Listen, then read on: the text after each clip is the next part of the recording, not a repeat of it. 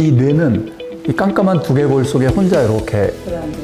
그러면 얘가 이 세계를 어떻게 인식하는지는 굉장히 신비로운 일이에요. 결론은 뭐냐면 그냥 편도체 활성화 하나가 있는 거죠.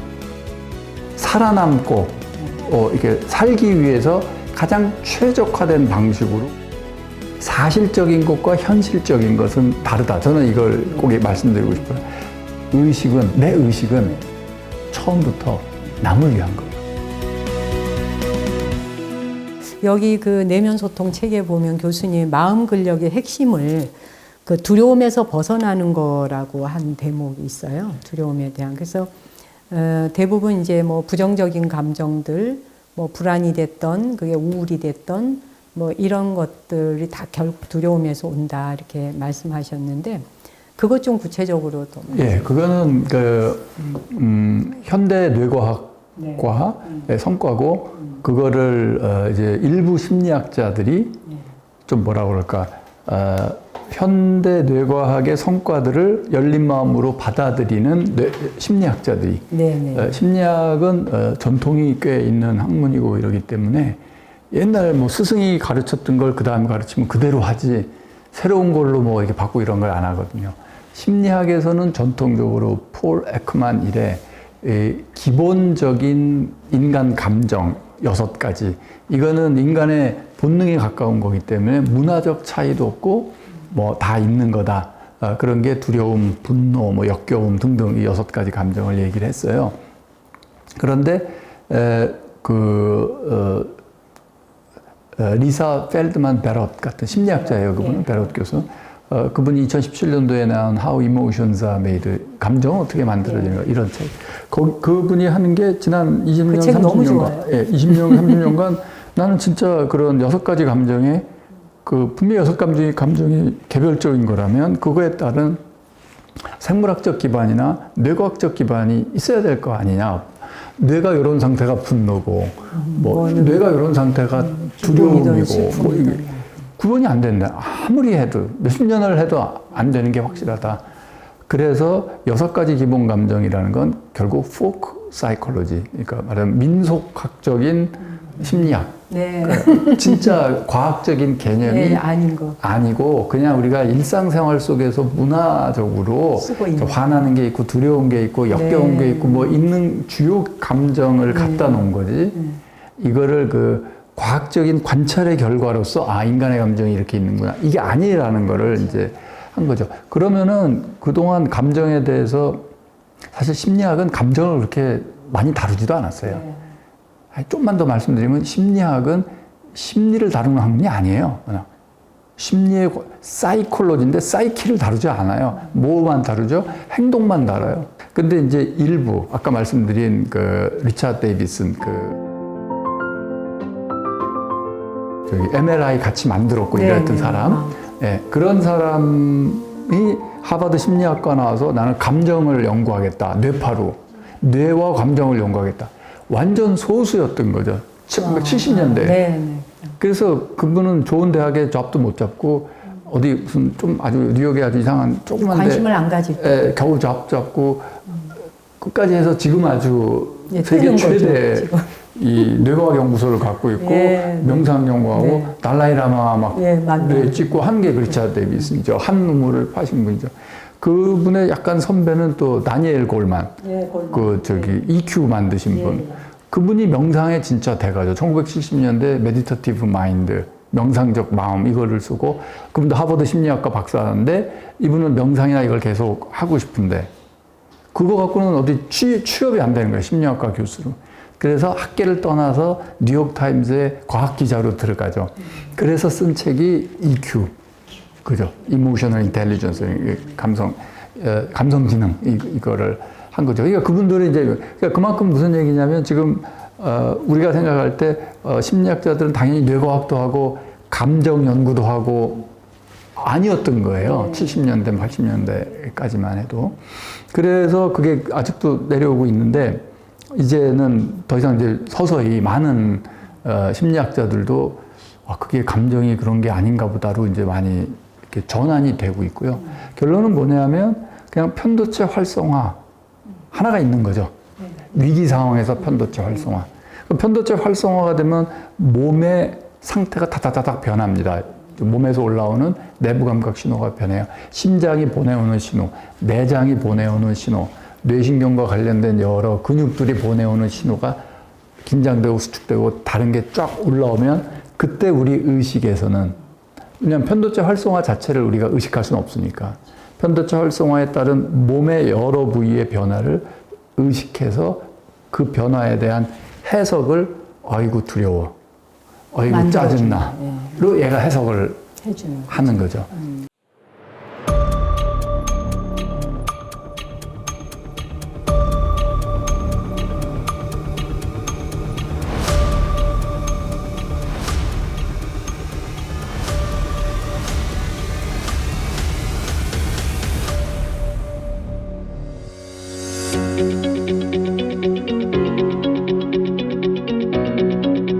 그래서 크게 보면 두려움이 모든 부정적 정서의 원천이고요. 그 두려움이 해결이 얼른 안 되면 이제 짜증이나 공격 성향, 분노라고 하는 걸로도 나오고, 뭐 회피로도 나오고, 뭐 무기력으로도 나오고, 다양한 게 나오죠. 핵심 원천은 분노예요. 공포. 그래서 다시 저 고등학교 때 봤던 반야심경이 떠오를 수밖에 없는 거예요. 무유공포 원리전도몽상. 무유공포. 결론이잖아요. 그거는 신무가의 무가의고 무유공포. 그게 끝이잖아요. 그러니까 역시 대단한 거죠. 반야심경 해석까지 다 하셨던데요. 그러니까 교수님. 저는 현대과학에서 이게 공포, 무유공포를 그만큼 그 결론, 무유공포를 그러니까 색불이공 공불이색부터 얘기하는 그 결론이 다 이러고 이러니까 다 이것도 없고 저것도 없고 생로 또 없고 뭐도 없고 얻을 것도 그러다가 없고 이제 와서 무유공포 다 없으니 마음에 걸릴 게 없고 무가해. 무가해고 무유공포. 무유공포다.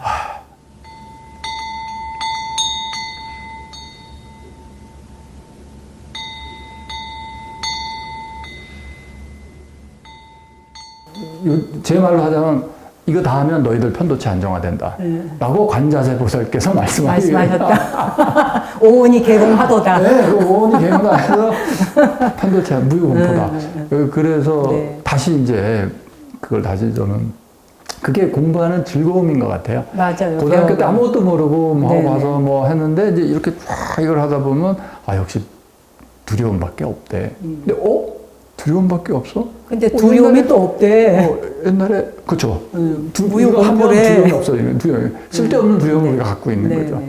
그러면은 또 이제 저는 교회 다니니까 정말 여기저기서 성경 말씀에도 두려워하지 말라. 많이 나오고 여호수아한테도 하고 너희는 두려워 한 말 또 해요. 두려워하지 말라. 여기저기서 많이 나옵니다. 그래서 아무튼 이 감정과 관련된 문제는 우리가 두려움을 극복하는 그거라고 생각을 합니다. 이제 지금 방금 말씀하신 반야심경의 무유공포 원리전도몽상도 이야기하셨듯이 이 책이 시작하는 스타트에 뇌라고 하는 건 생존하기 위해서 세상을 왜곡했다. 네, 그렇죠. 그 말씀으로 이제 출발을 하세요. 보면은 그러니까 우리의 그러니까 실제로 펼쳐져 있는 세상을 우리가 보고 있는 게 아니잖아요. 그러니까 뇌는 사람 얼굴을 하나 보던 저 물체를 보던 다 조각조각 조합을 해서 자기한테 해석이 딱 떨어져야 저걸 세상이야라고 해석하는 것처럼 그 생존 전략을 위해서 이렇게 세상을 왜곡해서 보고 있는 뇌. 그럼에도 불구하고 그 뇌를 의지하고 또 살잖아요. 그런 부분에 대해서 이 분야를 연구하시는 분으로서 어떤 이야기를 좀 해주실 수 있어요? 그러니까 과학은요 항상 우리가 보는 세상과 다른 걸 보여줍니다. 이게 핵심입니다. 그러니까 해가 떠. 동쪽에서 해가 떠. 해가 뜨네. 우리 눈에 그렇게 보여요. 근데 사실은 지구가 도는데. 거죠. 이게 딱딱한 실체야. 아니에요. 진짜 이거는 텅 빈 에너지죠. 에너지의 들뜸이고 뭐 이런 거고. 그러니까 그거 이제 과학 진짜 세상 모습은 이래. 이제 진짜 세상 모습 그러면 어떠한 레벨에서든지 크든 작든 일상 경험과는 다른 모습을 보여주는 게 과학이라고 생각합니다. 그래서 처음에는 그런 그 과학적인 사실들은 항상 사회적 저항을 가지고 오고, 왜냐하면 대중들은 기분 나쁠 수밖에 없어요. 내가 바보란 말이야. 내가 그동안 내가 보는 게 알고 그건데. 있던 믿어있던 확실하다고 믿었던 게 다 아니란 말이야? 이게 다 헛거래. 이게 컵이 아니란 말이야? 이게 받아들여지지 않는 거죠. 진짜 전도몽상인데 그래서 원리 전부 환이라 그러죠. 좀 멀리 좀 떨어져야 되는데 그거를 하는 건 다 지금 과학이 그거를 해주는 거죠. 그렇죠. 생물학도 해주고 과학이 해주고. 그래서 저는 그 예전에 종교가 했던 일을 지금은 과학이 하고 있다. 맞습니다. 이렇게 맞습니다. 그래서 과학과 종교가 뭐 대립되고 이게 아니라 똑같은 걸 좀 다른 방식으로 하는 거죠. 그래서 진짜 그 스피리추얼한 메시지들은 최첨단 과학 연구 결과, 사이언스 페이퍼에 나오고 네이처 페이퍼, 이게 스피리추얼리티의 핵심들이라고 보여져요. 그래서 요즘에 이제 거의 모든 분야가 사실은 과학이부터 과학예술, 뭐 과학명상, 그 과학이라고 하는 말이 붙는다는 거는 지금까지 우리가 기존에 보지 못했던 세계를 바로 보라고 하는 거와 같다고 봐요. 그러니까 아까도 이야기한 의식적으로 우리가 능동적으로 이렇게 뇌가 편집을 해서 세상을 보는 거잖아요. 근데 그 편집을 해서 보는 것이 나쁘단 말을 하고 있는 게 아니잖아요. 아니죠. 실제 뇌가 편집을 해서 보고 있다는 사실을 알 때 그 헛것에 내가 붙들리지 않는다는 이야기 아니겠어요? 예. 근데 예를 들어 이제 양자역학이 있어요. 그러면 우리가 상식적으로 아는 세상은 좀 고전 물리학이나 뉴턴 물리학적인 그렇죠. 세계가 더 자연스럽죠. 근데 양자역학적인 세계는 굉장히 다른 너무 이상하잖아요. 세계죠. 이상하죠. 그래서 그 이상한 이유는 우리가 잘못된 거예요. 그렇죠. 우리가 리얼하지 않은 거에 익숙해져 있기 때문에 진짜 리얼한 세상의 모습이 오히려 이상해 보이는 거란 말이에요. 그런데 진짜 사실적인 것과 현실적인 것은 다르다. 저는 이걸 꼭 말씀드리고 싶어요. 양자역학은 사실을 보여줘요. 그렇죠. 그런데 현실적이진 않아요. 다시 말해서 현실은 그렇지. 우리가 동굴에 사는 원시인이에요. 지금 당장 돌도끼 들고 가서 토끼를 사냥을 해서 사냥을 해야 내가 먹고 살 수 있어요. 지금 배고파요. 뭐라도 토끼라도 뭐라도 잡아야 먹는단 말이에요. 그 상황에서는 양자역학 필요 없어요. 그 상황에서는 차라리 관성의 법칙이나 뭐 이거 해서 뉴턴 법칙이 바로 그냥 그 법칙이 먹혀야 돼. 그래서 그래야 이게 그래서 뇌가 세상을 왜곡하는 이유는 아무렇게나 막 왜곡하는 게 아니라 이 우리 몸이라는 이 생존 조건이 살아남고 이렇게 살기 위해서 가장 최적화된 방식으로 왜곡을 하는 거죠. 그게 현실적인 거죠. 그런데 사실인 것도 지금 내가 이거 현실적으로 해서 나는 이런 세계를 이렇게 보지만 한쪽 구석에는 진짜 사실은 이거다.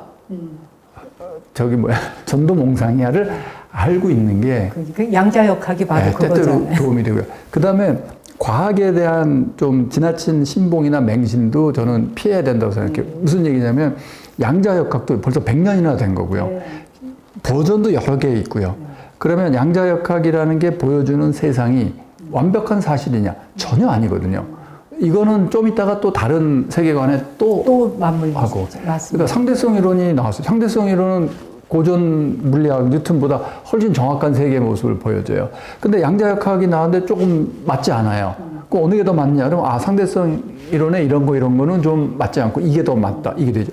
양자역학도 마찬가지고 요즘 나오는 여러 가지 세계관을 보여주는 것들이 다 어느 거 하나 이제 끝이야. 이게 완결이야. 이거는 없는 거죠. 계속 새로운 게 다 부족한데 한 가지 이건 얘기할 수 있어요. 전에 거보다 나은 거예요. 전에 거보다 낫다는 건 전의 이론이나 세계관이 설명하는 걸 얘가 다 설명하면서 좀 더 잘 설명할 때 그게 이제 더 나은 이론인 거죠. 그래서 이 좀 더 나은 이론에 우리가 관심을 갖고 하는 거는 그게 정말 영적인 일이라고 생각을 합니다. 맞아요.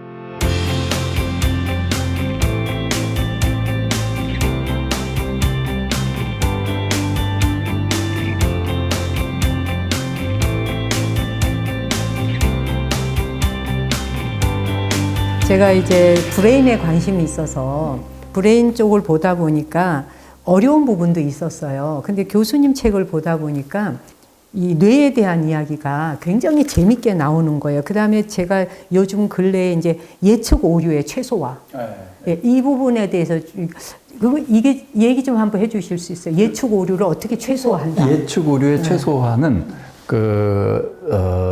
그야말로 현재 지금 이 순간에 뇌과학을 선도하고 있는 세계적인 학자라고 할 수 있는 칼 프리스튼이 정말 이거 토대를 잘 만들어 놓은 겁니다. 영국의 그 뇌과학자인데 능동적 추론이라고도 불리고요. 능동적 추론. 액티브 인프루언스 띠어리라고도 하고 그냥 줄여서 그냥 프레딕션 모델이라고도 불려요. 예측 뭐요. 이 뇌의 본질적인 기능이 프레딕션 하는 거고 그걸 잠깐 설명드리면 이렇게 됩니다. 그러니까 이 뇌는 이 깜깜한 두개골 속에 혼자 이렇게 들어앉아 있잖아요. 말랑말랑. 그러면 얘가 이 세계를 어떻게 인식하는지는 굉장히 신비로운 일이에요. 얘가 세상을 인식하는 거는 각각의 감각기관, 눈, 망막, 시신경, 다 그 전기신호, 뉴런. 그래서 뭐가 이렇게 와요. 그 정보 하나 하고. 청각. 완전히 다른 종류의 정보죠. 그게 또 들어와요. 깜깜한 속에 들어앉아가지고 여기선 이런 그냥 이질적인 정보들이 들어오는 걸 그걸 이제 바인딩 프로블럼이라고 합니다. 이게 묶어내는 통합하는 문제. 왜 프로블럼이냐면 아직 정확한 메커니즘을 몰라요. 이 뇌가 완전히 이질적인 시각 정보, 청각 정보, 촉각 정보들을 통합해서 동시다발로 받아서 하나의 지금 이 세계를 만들어내야 돼. 실체라는 이미지를 딱 우리 줘야 되잖아요. 정보를. 이 뇌 어느 부위도 이 예를 들어 이 방이라든지 이 세상 뭐 내가 여기 있고 앞에 스님이 계시고 소리가 들리고 빛이 이렇게 있고 이렇게 딱 인식하는 뇌 부위는 없는 거예요. 그렇지. 동시에 이게 우린 보고 있잖아요. 네, 동시에 그래서 인식하고. 하나의 이 세상을 인식하는. 그래서 그걸 마인딩 프로블럼이라고 해요. 그런데 일단 그 바인딩까지 가기 전에 이제 시각만 보더라도 하나 이제 이런 게 이렇게 빨갛게 이렇게 여기 있어요. 그러면 이 시각 망막에 세포가 망막에 무슨 이게 체리오 하고 있는 건 아니잖아요. 카메라 무슨 이런 감광판이 있는 것처럼 사진기처럼 척척 찍어서 이걸 통째로 체리 한 덩어리를 딱 이 뇌가 인식한다? 그런 건 없는 거예요.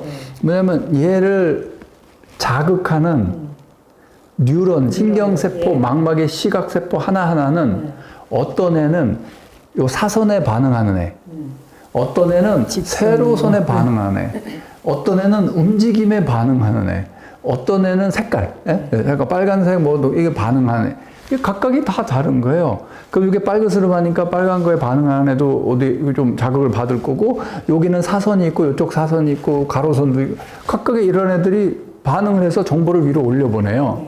어디도 체리라는 없어요. 거 없어요.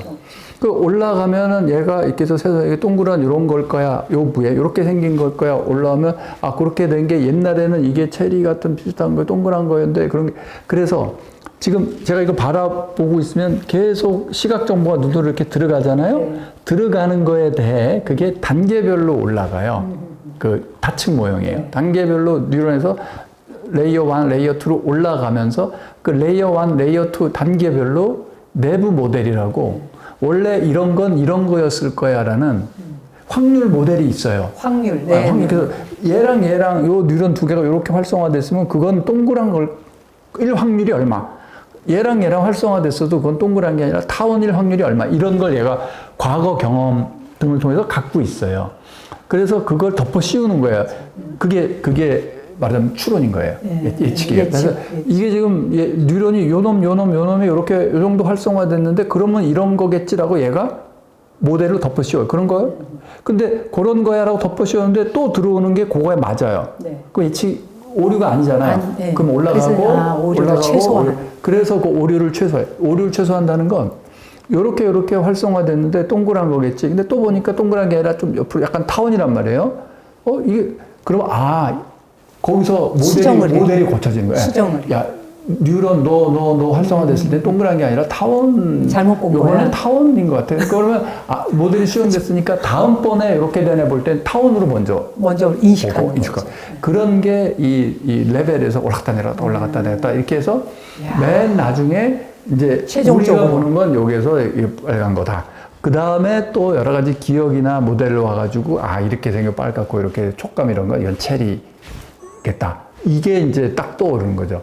그게 따라락 펼쳐지니까 보고 체리 이렇게 그냥 우리는 근데 그게 보지만 순식간에 일어나잖아요. 예, 뇌에서는 그게 단계별로 어마어마. 막 탁탁탁탁탁 지금 이 뇌에서는 일어나고 있죠.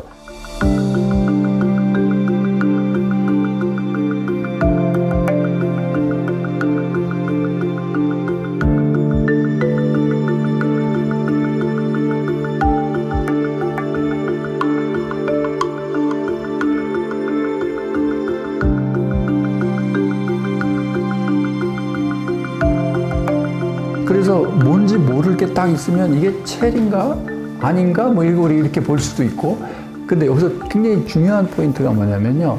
그래서 예측을 이 뇌가 하잖아요. 내 의식이 하는 게 아니에요.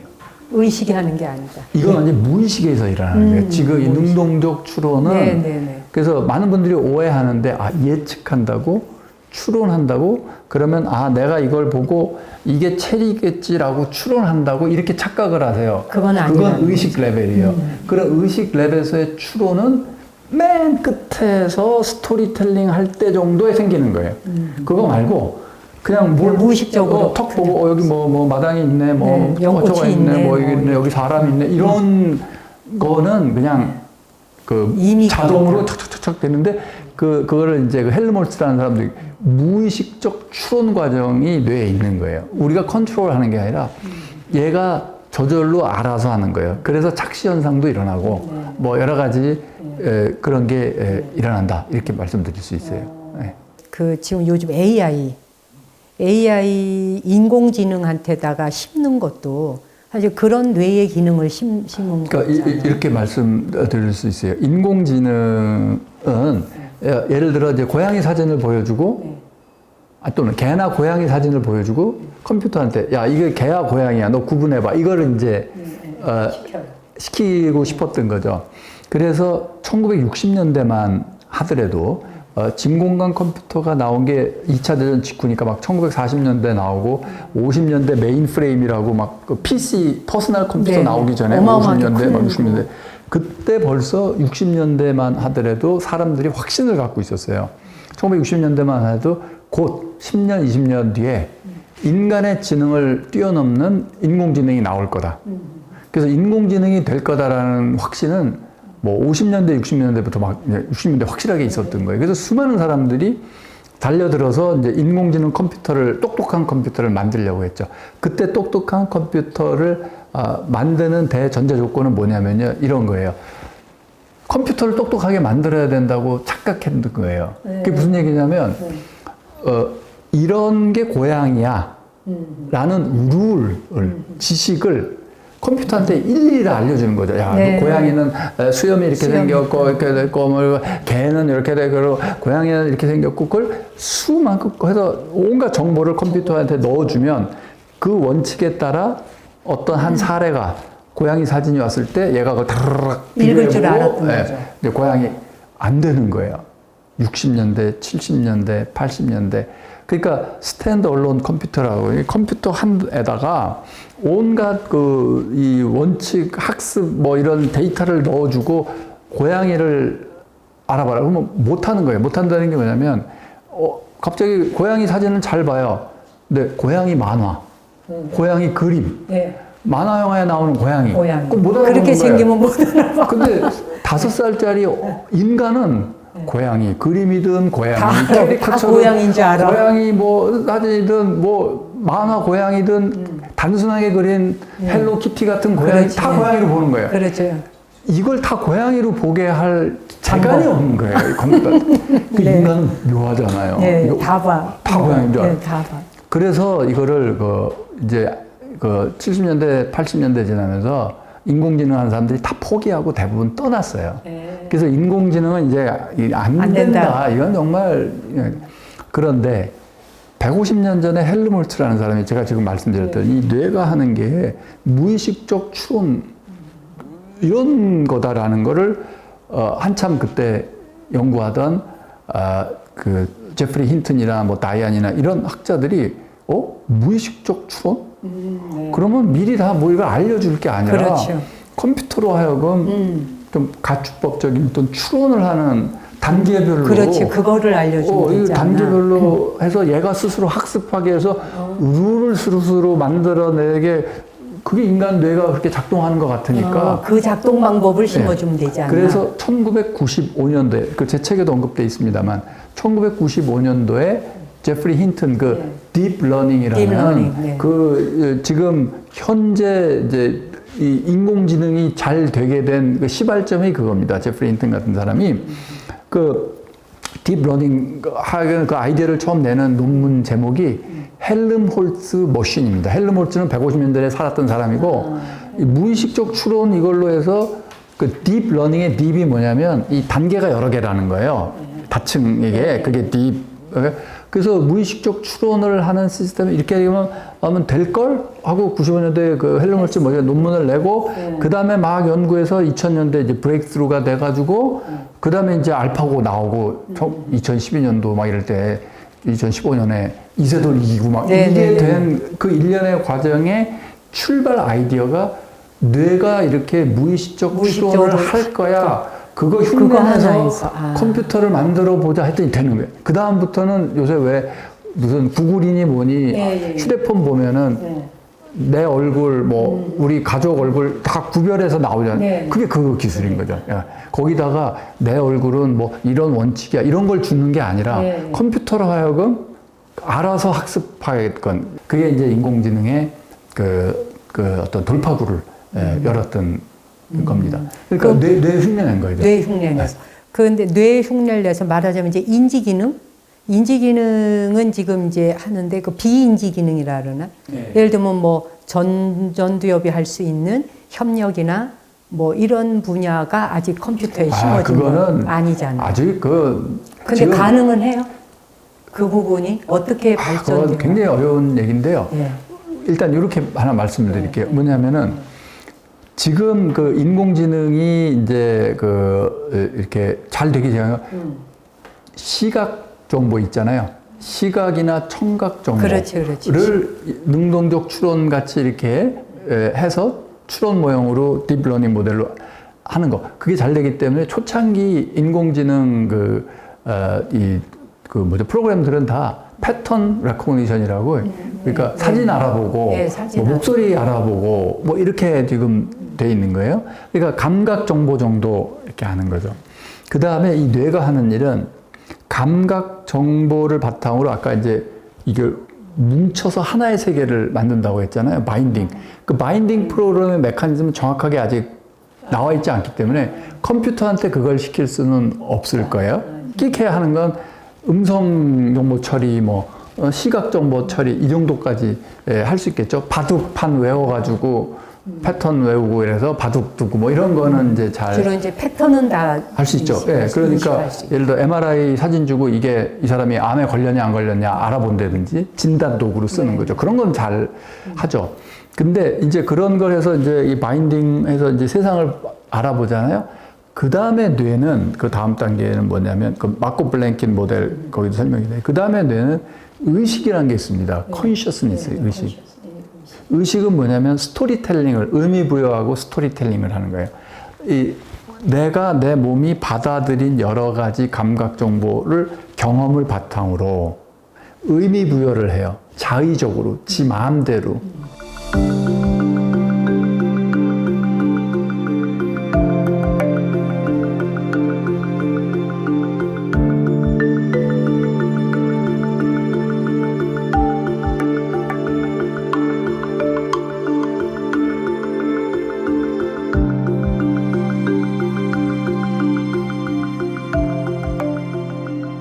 예를 들어 저는 스님과 함께 이야기하면서 체리를 먹습니다. 이거는 실제 있는 일이 아니에요. 제가 하는 수많은 이 뉴런이 리포트하는 수많은 일들을 제 의식이 스토리텔러, 이야기꾼이 이 의식이 자의적으로 스님과 체리 먹는다라고 부여하는 거예요. 그러면 스님과 체리 먹는 게 팩트가 아닌가? 엄밀하게 말하면 팩트가 아니에요. 팩트는 뭐냐면 제가 눈을 뜨고 있고 혀를 해서 목소리를 내고 있으며 뭘 하면서 그 다음에 엄지손가락 근육 요 근육을 해가지고 이렇게 뻗어가지고 해서 그 다음에 든다 그러면서 말을 해서 뭐 이렇게 한다 이거 든다 이거 저는 뭐냐면요. 자 보세요. 제가 체리를 들어야지라고 의도를 갖고 있어요. 그렇지. 이거 의식이에요. 의식이죠. 체리를 들어야지. 그러면은 이 손이나 얘가 다 같이 체리를 들어야지라는 명령을 얘가 이해하나요? 못하지. 못하죠. 못하지. 체리를 든다라는 스토리는 내 의식 최상단에만 있어요. 네네. 그러면 의식 최상단에 체리를 든다라는 그 의도, 네. 인텐션. 그렇죠. 그 의도가만 딱 가지면 끝이에요. 그러면 얘는 그게 또 아까 그 다층 모형에 의해서 이 주인님이 무의식적으로 여기 이제. 맨 위에서 체리를 든다. 야, 주인님이 체리를 들래. 그러면 여기 밑에 쫙 해석이 나가는 거야. 야, 몇 번 근육. 야, 팔꿈치 올리고, 내리고, 여기 뭐, 따따따. 얘는 그거만, 얘는 쫙 이렇게. 그렇지. 그래서 잡아. 하고, 여기다 손가락 이렇게 하고, 잡아서, 야, 저거 뭐, 먹어. 야, 턱근육 열려, 뭐, 하고, 한번 더. 이런 거가 따라라라 일어나는 거예요. 동시다발. 그게 여기서 딱 이제 마이크로 비헤비죠. 그럴 때 저는 제가 몇 번 턱 근육을 쓰는지, 몇 번 씻는지, 몰라요. 하지만 그게 진짜 제가 하는 일이고요. 그런 걸 다 통합해서 얘는 지 마음대로 체리 먹는다. 라는 스토리텔링을 하는 거예요. 재밌는 건 그것만 우리 머릿속에 기억이 돼요. 그래서 의식이 하는 거는 우리의 경험을 자의적으로 스토리로 만드는 거고요. 그걸 에피소드라고 그래요. 네, 에피소드. 그래서 그 스토리, 그 일화고 스토리를 만들어내는 내 경험을 바탕으로 그게 의식이 하는 일이고요. 그럼 그 의식은 그걸 왜 하느냐면 내가 하는 경험을 남에게 보고할 만한 리포트, 보고할 만한 것으로 실시간으로 끊임없이 만들어내요. 그게 무슨 소리냐면 제가 이렇게 해서 난 속으로 생각해. 난 체리 먹어. 라는 걸 속으로 생각하잖아요. 그게 내면 소통인데. 하나 드세요, 그냥. 그래서 이걸 할 때 그 속으로 할 때 한국말로 난 체리를 먹는다. 이거를 속으로 생각하고 있잖아요. 그러면 내 경험을 언제라도 저는 체리 먹고 있어요라고 누구에게라도 얘기할 준비를 하는 거예요. 그게 의식이 한다. 그게 의식이 하는 거예요. 그래서 이 그 의식의 그 존재 이유는 뭐냐면 내 경험을 something reportable to others. 다른 사람에게 보고할 만한. 왜냐면 나의 내적인 경험을 그대로 보고. 그러니까 브리핑이 가능한 종류. 네, 브리핑이 가능한 상태로 계속 바꾸고 있는 거예요. 그게 무슨 얘기냐면 내 의식은 처음부터 남을 위한 거예요. 타인을 전제로 한 거예요. 다른 사람한테 전달하기 위한. 네. 그리고 왜 그게 필요하냐면 뇌 작용의 궁극적으로는 내 예측이 맞았나를 컨펌 계속 해야 되거든요. 이걸 뭐 먹어본다든지 체리 맞네. 근데 끝에 가면은 내가 이걸 보고 있는 게 환상인지 내가 지금 꿈꾸고 있는지 몰라요. 무인도에서 제가 혼자 먹고 있으면 내가 진짜 체리를 먹었는지 먹었다고 하는지 내가 환상을 보고 있는지 내가 몰라요. 그런데 나 체리 먹고 있다 그러면 옆에 있는 사람이 너 아무것도 안 먹고 있는데? 그러면 이제 헷갈리는 거죠.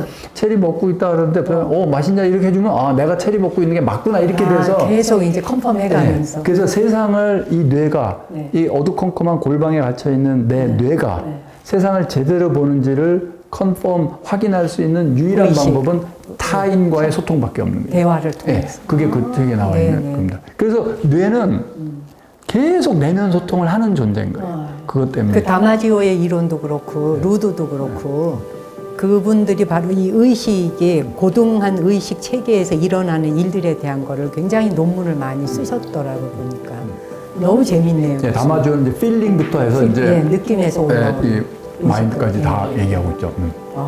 멋있다.